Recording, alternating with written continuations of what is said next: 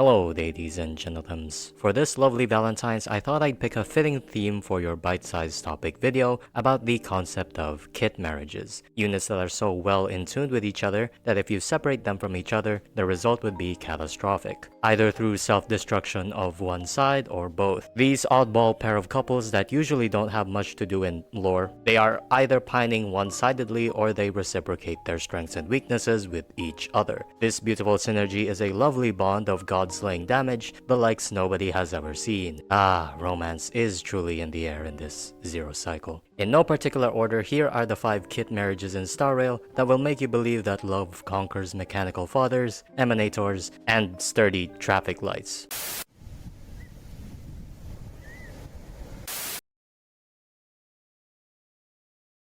First on the civil registry form is Galaxy Ranger Rapping Weeaboo Rappa and the Fox Merchant Amnesiac Fugue. While Fugue is a strong independent woman without needing to be married to anyone, Rappa does pine for Fugue. Why is that? Fugue enabling Super Break is obviously one point, but what's more important is Exo Toughness. Rappa gains a lot of multipliers from her talent if there are more weakness bars that she breaks. Fugue is the only character for now that can double it up. She also gains more energy through more elite breaks, which is hard to come by, especially with her imaginary break effect. Fugue becomes actually a very sizable damage increase for Rappa. Does that mean Rappa is doomed without the fluffy foxtail lady? Fortunately, not for now. Rappa can live without Fugue, as HMC with Ron May could be decent enough for your purposes. This is Super Break after all. It's hard to count it out even if it's not super optimal. That's kinda why I started with this first, as it's a very basic example. Rappa does lose out a lot of damage from Fugue, but she is strong enough to weather the storm for now without Fugue. And Fugue just doesn't need Rappa, she can be somewhere else. And to the next couple, we have the girl who can cut open black holes, Raiden Bosen Morime, and a very concerned chef named Jiao Cho. Jiao Cho's synergy with Acheron is firstly being a nihility unit in itself to activate Acheron's trace. Under the general confines of other units, Jiao Cho's vulnerability from Ashen Roast is not outperforming many strong harmonies in normal teams. However, in the context of Acheron, Jiao Cho's buffs overperform compared to other nihilities. Additionally, his vulnerability is unlike many debuffs because it can carry over to any enemy spawning, and when enemies move, it's another Acheron stack for very fast ult abuse. Jiao Cho can work in other teams outside Acheron, but not terribly too impressive compared to harmonies. This means that Jiao Cho's values shoots up dramatically if you have Acheron and goes pretty far down without her. And while Acheron is strong enough to work with other teams outside Jiao Cho, it is fair to note that Acheron has a hard time in consistency with pure fiction if you do not have Jiao Cho or have a very weird setup. In general, in AoE fights or fast enemies, Jiao Cho provides a massive increase for Acheron due to his energy stacking. You can make the argument that both of these units' value is tied to whether you have both of them. A very healthy marriage, don't you agree? This next couple actually makes sense in lore, Firefly and the Harmony Trailblazer. A very similar situation with Fugue and Rappa. Harmony MC can work with many Super Break characters, which is like 4 of them. However, a low Eidolon Firefly cannot live without her emotional support Raccoon. It's actually so extreme that kicking out Ron May is less of a damage decrease than Harmony MC being kicked out. Obviously, due to Harmony MC being one of 2 units to enable Super Break, Firefly is fine balanced to such a degree that Super Break is pretty much the only viable way you could use Firefly. She can't really escape using Harmony MC. Thankfully, the Trailblazer is free. Having a cheap husband/wife does have its advantages, huh, Firefly? This does change a bit later on, as Firefly on E2 can pass with Fugue's Exo Toughness to get extra turns instead of Harmony MC. But that is pretty expensive. Just let the girl be happy with her trash diving partner, okay? We have some breaking news. A scandal has surfaced. Yes, the lifelong church boy Sunday is not only going to be married, but he's going to be married to the general of the Luofu, Jing Yuan. But wait a second, what's that? This is a love triangle with the Chrysos heir of Okima? Aglaya? Wow. Who will win Sunday's love in this court battle as Sunday talks to Lingsha and Jade?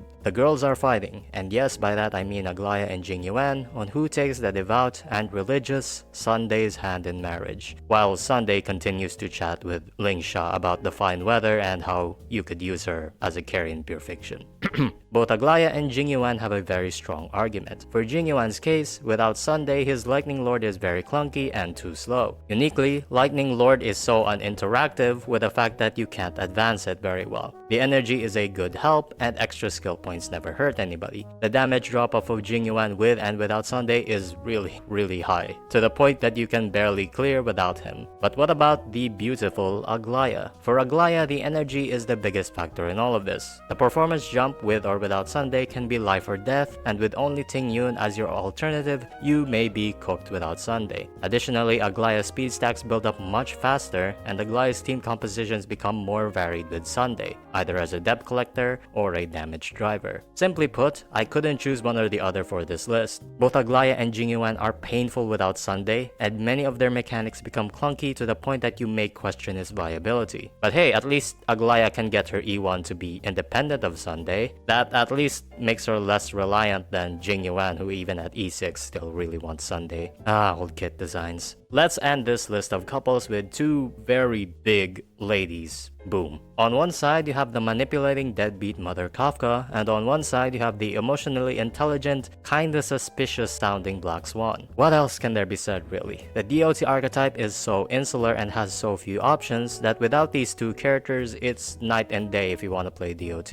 Swan needs Kafka to actually do good enough damage, while Kafka needs the best damage dealer to actually enable, which is Swan. While Black Swan may not be as reliant due to her defense shred, she cannot be a passable damage dealer without Kafka, and there's plenty of other units that can substitute her outside DOT as a sub DPS. And while Kafka has some other partners, if she isn't enabling DOT damage that's better than hers, then there's not much point in running Kafka unless it's matching weaknesses for PF or something and you run Himiko. That's kind of fun. You do have some workaround where Jiao Cho with E2 can sneak in and actually replace Black Swan, but Kafka and Swan are so entangled without many substitutes that they practically can't exist in an account without each other, which is one of the complaints of DOT, that two pretty old 5 stars are required to actually make you feel like DOT is a viable team. And speaking of that, without this pair of units, if you think it's bad now, DOT would not even be considered a reasonable team without Kafka and Swan. Have to give them extra credit for that, right? Even if it isn't the best team, Kafka and Swan are carrying a unique archetype on their backs. What a power couple. It makes me cry, really, for many reasons outside of happiness. Anyway, I hope you guys liked this video. I had to rush the recording because I am sick, but hopefully I can make it to the stream later. My voice doesn't sound shot magically enough. Wow, that's crazy. Like, share, and subscribe. Have a happy Valentine's Day,